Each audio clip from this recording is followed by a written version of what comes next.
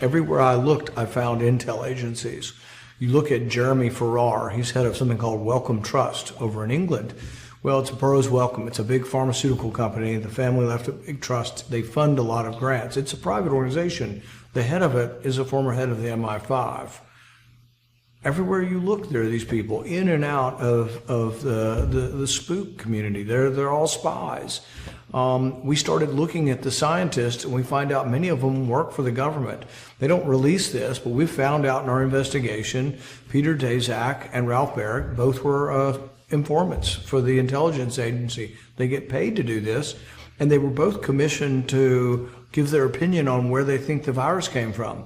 Well, these two guys were the long-standing collaborators with Dr. Shi in Wuhan. They had worked on the gain-of-function experiments that may have led to COVID, and we're asking them their opinion. So once again, it's the conspiracy. No one had to tell them to lie. No one had to tell them to cover up. They covered up to cover their own ass, basically. They were involved with this research. If the research led to the pandemic, they share responsibility. So what is their conclusion going to be? Came from nature. You know, goes back to that whole spring of 2020. There's a letter to Lancet. And this is where you really see the culpability of these people. Ralph Barrick and Peter Daszak organized the letter. And the letter's to say, these people are nuts. They're conspiracy theorists who say it came from a lab. But in the email exchanges back and forth, we have Ralph Barrick, the coronavirus scientist from UNC, who's been working with them in Wuhan. We have him saying, hey, or Peter Daszak says to him, Ralph, maybe you shouldn't put your name on here. We really need the appearance of independence with this letter.